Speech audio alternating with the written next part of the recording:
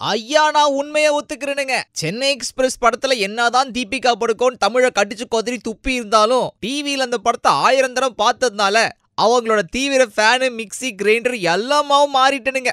அதனாலதான் அவங்கனால மட்டும்தான் சுஜித் சிர்கார் டைரக்ட் பண்ணியிருக்கிற பிக்கு படத்துக்கு போனது. ஆனா அங்க எனக்கு கிடைச்ச எக்ஸ்பீரியன்ஸ் டோட்டலா வேறங்க. வீட்டுல வயசான பேரண்ட்ஸோட வாழ்ற அத்தனை பேரும் இந்த படத்துல தீபிகா படுகோன் கேரக்டர் கூட ஒத்து போயிடுவீங்க. மாடர்ன் பொண்ணுப்பா அது அப்படின்னு யாரை பார்த்துலாம் நீங்க நினைச்சீங்களோ அவங்க எல்லாருமே உங்க கண்ணு முன்னாடி இந்த படத்துல தீபிகாவை பார்க்கும்போது வந்து நிப்பாங்க. அவ்வளோ அழகா அவங்க கேரக்டரை செதுக்கி இருக்காங்க. அவங்களுக்கு ஈக்குவலா ராவடித்தனம் பண்ற, அடாவடித்தனம் பண்ற அப்பா கேரக்டர்ல அமிதாப்ஜி 70 வயசு அப்பாவா படத்துல வர்றார். எந்த அளவுக்கு அவர் அடாவடின்னு பாத்தீங்கன்னா, பொண்ணு வேலைக்கு போயிருந்தாலும் சரி இல்ல டேட்டிங் போயிருந்தாலும் சரி, அவரோட மோஷன் என்ன கலரு, என்ன சைஸு, ஃப்ளோ எப்படி இருந்துச்சு டீட்டெயிலா கூப்பிட்டு சொல்லுவாரு, இல்ல மெசேஜ் அனுப்புவார். பயங்கர ஹெல்த் கான்ஷியஸ். மூணாவது இர்ஃபான். லஞ்ச் பாக்ஸ் படத்துல ஹீரோ, ஸ்லம்டாக் மில்லியனர் படத்துல இன்ஸ்பெக்டர், அமேசிங் ஸ்பைடர்மேன் பார்ட் 1ல கார்ப்பரேட் அதிகாரி, இப்படி பல ரோல்ஸ்ல அவரை பார்த்திருப்பீங்க.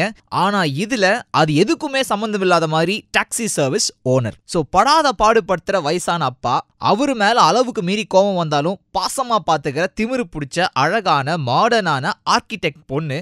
இவங்க 2 பேர்த்துக்கு நடுவுலையும் சம்பந்தமே இல்லாம மாட்டிட்டு முழிக்கிற டாக்ஸி சர்வீஸ் ஓனர். இவங்க 3 பேரும் டெல்லியில இருந்து கொல்கட்டாக்கு ரோட் ட்ரிப் போறாங்க. அதுவும் அமிதாப்ஜி மோஷன் போக யூஸ் ஆகிற சேர கார் மேல ஏத்தி வச்சுட்டு போறாங்க. அதை எவ்வளோ காமெடியா, எவ்வளோ சட்டிலா, எவ்வளோ ரொமான்டிக்கா சொல்ல முடியுமோ அப்படி சொன்னது மட்டும் இல்லாம அந்த ரோட் ட்ரிப்பை அவ்வளோ அழகா காமிச்சிருக்காங்க பாஸ். படத்தை பாக்குறப்போ ஆர்டிபிஷியல் ஃபீலிங் எந்த இடத்துலயுமே வராது. அதை விட முக்கியம் தீபிகா இர்ஃபானுக்கு நடுவில் வர அந்த ரொமான்ஸ். கில்லி படத்துல கூட காதல முன்னாடி சொல்லாம கடைசியில ஹீரோயின் ஃபீல் பண்ணுவாங்க. ஆனா இதுல அந்த மாதிரி டிராமாலாம் கிடையவே கிடையாது. நீ என் கூட என் லைஃப்ல டிராவல் ஆகிறது எனக்கு இஷ்டம், யூ ஆர் மோஸ்ட் வெல்கம் அப்படின்னு தீபிகா சொல்லாம சொல்லிடுவாங்க. அவங்க பேசவே இல்லை, அவங்க கண்ணு தான் பேசும். ஸோ இர்ஃபான், தீபிகா, அமிதாப்ஜி போற இந்த ரோட் ட்ரிப் கண்டிப்பா உங்களையும் உங்க தாட்ஸுக்குள்ள வேற ஒரு ஏரியாவுக்கு கூட்டிட்டு போகும். குழந்தைங்க அவ்வளவா இந்த ஒரு படத்தை என்ஜாய் பண்ணீங்க. ஏன்னா படம் வந்து கொஞ்சம் ஸ்லோ.